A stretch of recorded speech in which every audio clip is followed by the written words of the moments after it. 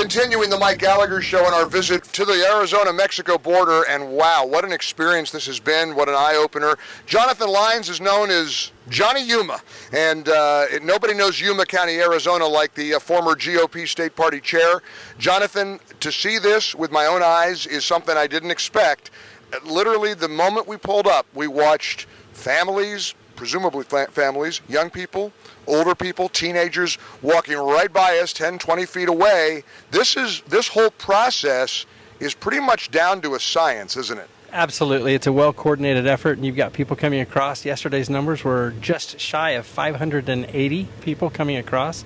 The daily average has been about 500, but this area is highly controlled and regulated by the cartels. They're indifferent as to what they are smuggling across the border, and these people are being trafficked. They're flying in to Cancun, on a round-trip ticket, supposedly going on vacation, and then ending up in Mexicali, taking an Uber or a bus over here, crossing the border on dry land, turning themselves in, and within 72 hours they're free to do what they want to do. I have to ask, Johnny Yuma, I mean, you love this city, you love this town, you love this community. What does it mean to you personally to see this crisis in your own backyard? It's a little bit of a struggle. I'm a county supervisor here as well.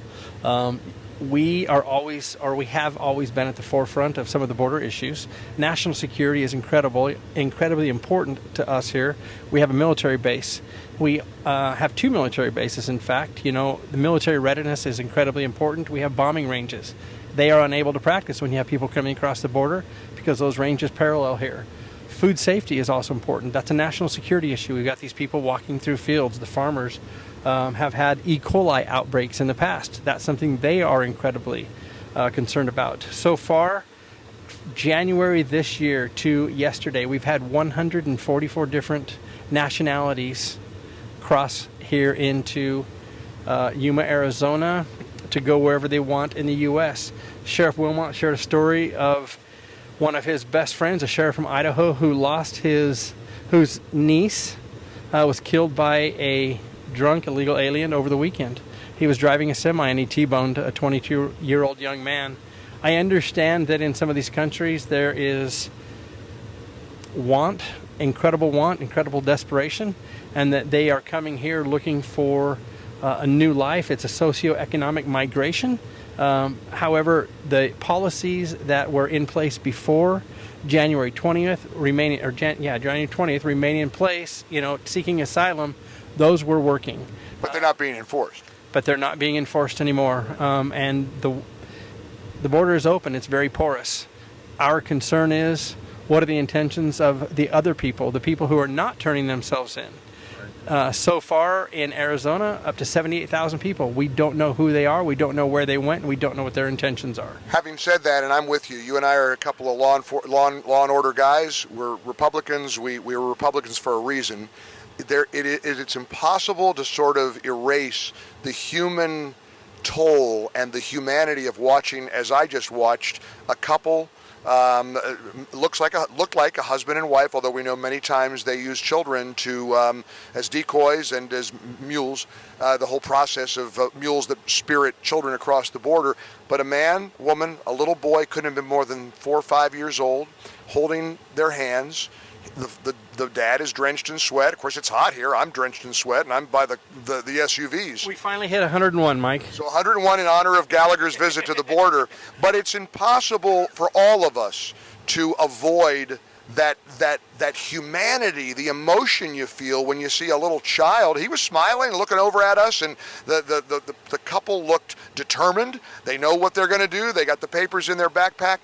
Speak as a conservative, as a Republican, as a Yuma County resident, as supervisor, what that feels like to see these children who are, frankly, have out of no choice of their own, are sort of in the middle of this mess. So I'm going to go one step further. I'm the chairman of the local community food bank, and we service about 19 different NGOs who rely upon us to assist in providing the sustenance for the people that are coming across. And with the ebb and flow of migration during 2019, we completely erased everything that we had in our storehouse. This time we were a little bit more prepared. USDA has actually sent us extra stuff, but we're still providing assistance to the NGOs, seeing the unaccompanied minors come across. So far in the Yuma sector, to date, over 3,000 unaccompanied minors. But specifically, those are the ones that we've been able to catch. We have in this county over 3,000 that we have not been able to determine who they are, what their intentions were, and where they're going. So we're concerned about trafficking. Let's talk about that for just a moment, because you shared with me earlier how there was spotter, and not only a spotter, but also what you found in the brushy area, things, items that were discarded. Explain that whole process. So oftentimes, as a form of payment that they will extract from some of these young women, they are abused and raped.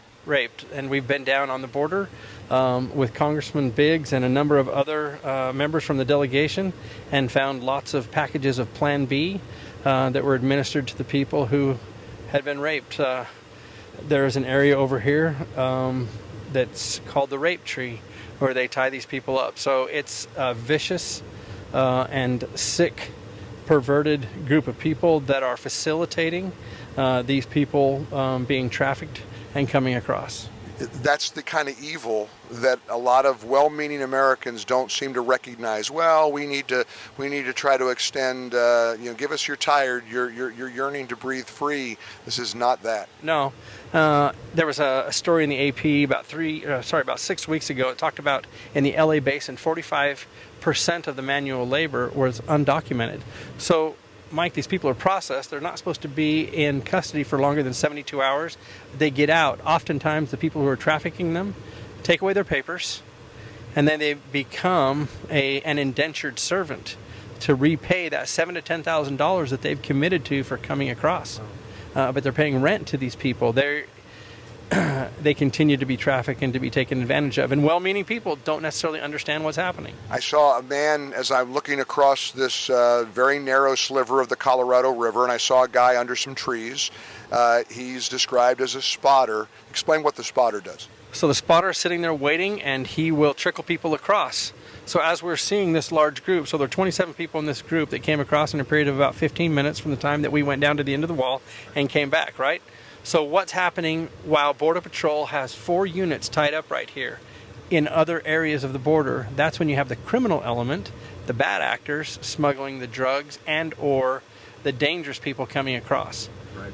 And that's what people don't understand. The cartel is heavily invested in this process. They do not care what they're smuggling, and they use the exact same mechanism or routes that they've established to smuggle drugs, to smuggle these people. But now they're exploiting these open areas of the border where construction is stopped. We spoke to a couple of federal contractors last week. They were told to stand down by the Army Corps of Engineers as of last Monday.